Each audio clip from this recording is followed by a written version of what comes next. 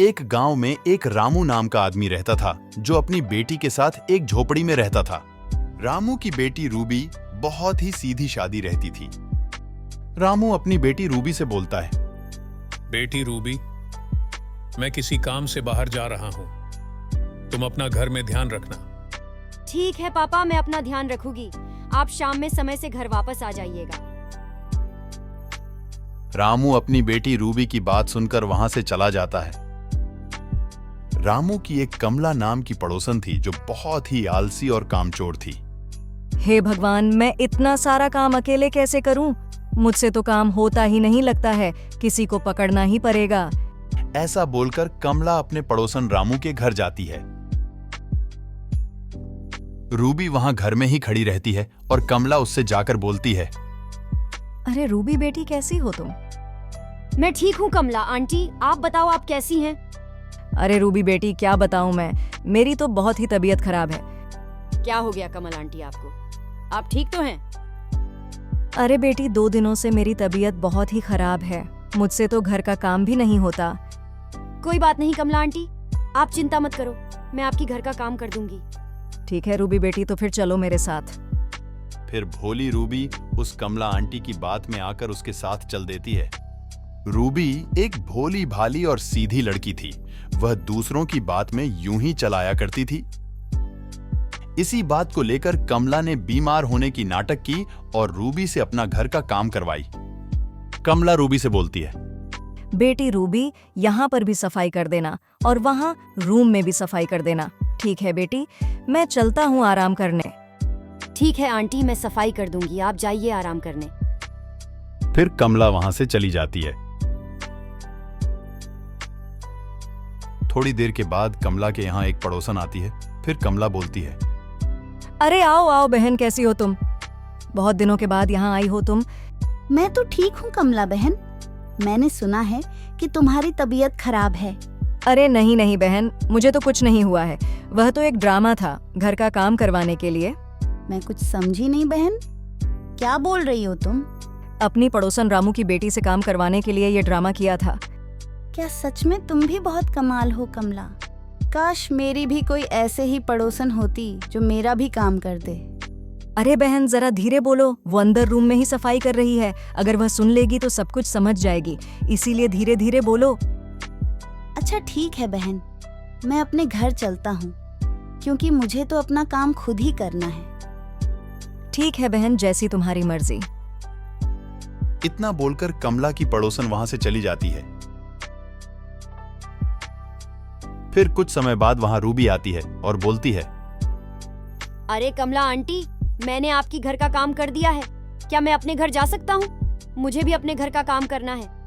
अरे रूबी बेटी, मैं बोल रही थी कि मैं जब तक बीमार हूँ तब तक तुम मेरे यहाँ आकर रोज काम कर देती।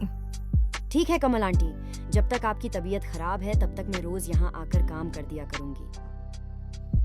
इतना बोलकर रूबी अपने घर की तरफ चली जाती है और इधर कमला खड़े खड़े अपने दिमाग में सोचती है, ये ठीक है, मैं ऐसे ही तबीयत खराब होने का बहाना मारकर अपने पड़ोसन की बेटी से घर का काम करा लिया करूंगी। वाह कमला, क्या दिमाग लगाई है तूने। और इधर रामू अपने घर आकर रूबी को ढूंढने लगता है। पूरा घर देख लिया मैंने, ना जाने कहां गई ये लड़की। और थोड़ी देर के बाद रूबी वहां पर आ जाती है और अपने पिता से बोलने लगती है, अरे पापा, आप कब आए? अरे बेटी, मैं अभी अभी आया हूं। और तुम कहां गई थी? मैं तुम्हें बहुत देर से ढूंढ रहा था। अरे पापा, वह कमला आंटी की तबीयत बहुत ज्यादा खराब हो गई थी तो मैं उनके घर का काम करने गई थी। ठीक है, कोई बात नहीं बेटी, हमें दूसरों की मदद ऐसे ही करनी चाहिए। फिर अगले दिन रूबी अपने पड़ोसी कमला आंटी के यहाँ दोबारा काम करने जाती है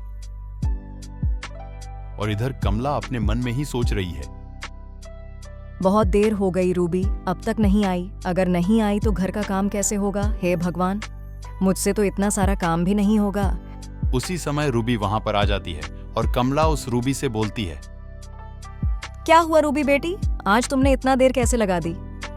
मैं तो परेशान हो गई थी कि आज मैं इतना सारा काम कैसे करूंगी। अरे कमल आंटी, मुझे भी तो अपना घर का काम करना पड़ता है, इसी चक्कर में इतना देर हो गया कमला आंटी। ठीक है रूबी बेटी, तुम घर का सारा काम करके अपने घर चले जाना। मैं थोड़ा बाजार जा रही हूँ अपनी दवाइयाँ लाने के लिए। ठीक है कमला आंटी, आप जाइए, मैं आपके घर का पूरा काम कर दूंगी। फिर कमला रूबी से झूठ बोलकर वहां से चली जाती है अपने पड़ोसन के यहाँ, और वहां जाकर बहुत ही मौज मस्ती करने लगती है।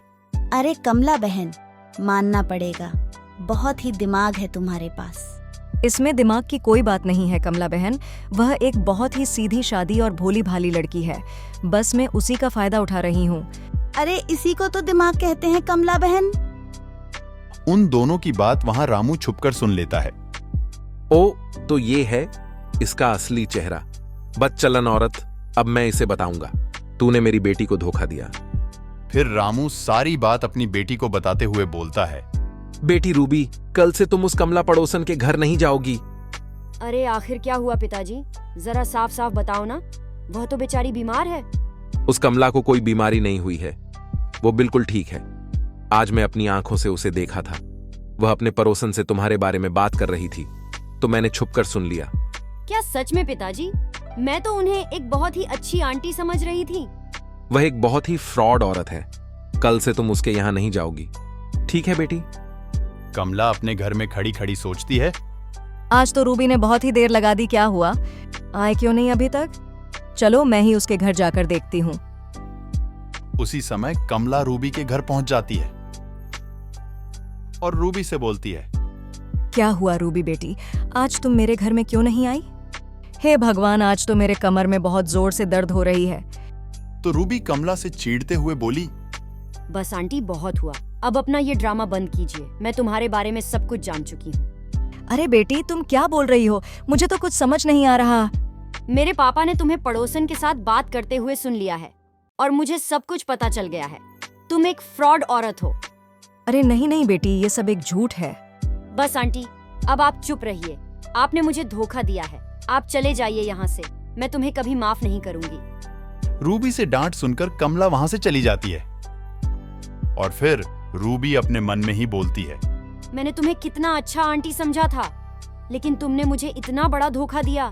मैं तुम्हें कभी भी माफ नहीं करूंगी। मैं क्या, तुम्हें तो भगवान भी माफ नहीं करेंगे।